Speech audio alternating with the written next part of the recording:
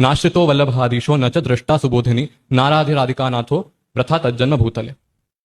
એટલે કે જે વ્યક્તિએ મહાપ્રભુજીનો આશ્રય નથી કર્યો, જે વ્યક્તિએ સુબોધિની અથવા મહાપ્રભુજીના બીજા પણ જે ગ્રંથો છે, ષોડશ ગ્રંથ નિબંધ, એ બધાને જોયા નથી, માત્ર અહીંયા ભલે શબ્દ જોવું વાપર્યું છે, પણ જોવાથી તાત્પર્ય એ છે કે જેમણે એનું અધ્યયન નથી કર્યો, પાઠ નથી કર્યો અને જીવનમાં નથી ઉતાર્યું, જેમણે રાધિકાના નાથ એટલે કોણ?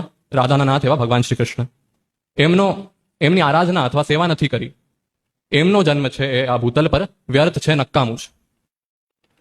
અને એટલે જ આપણને આ જન્મને સફળ કરવા માટે શું કરવું જોઈએ? શ્રી મહાપ્રભુજીનો આશ્રય કરવો જોઈએ. આમાં ક્રમશઃ વાત કરવામાં આવી છે કે પહેલા તો આપણને ગુરુમાં દ્રઢ વિશ્વાસ રાખવાનો છે, અને તો જ આપણે એમની વાણી ઉપર અમલ કરી શકશું. અને એટલે જ પહેલા તો આપણે મહાપ્રભુજીનો આશ્રય દ્રઢ કરીએ, અને એના પછી આપણે સુબોધિની વગેરે જે ગ્રંથો છે એમનું અધ્યયન કરી જીવનમાં ઉતારીએ, અને આપણે ગ્રંથોનો પાઠ અભ્યાસ કરીશું તો મહાપ્રભુજીના ગ્રંથોનો સાર શું છે? પૂર્ણ પુરુષોત્તમ પરમ બ્રહ્મ ભગવાન શ્રી કૃષ્ણની સેવા.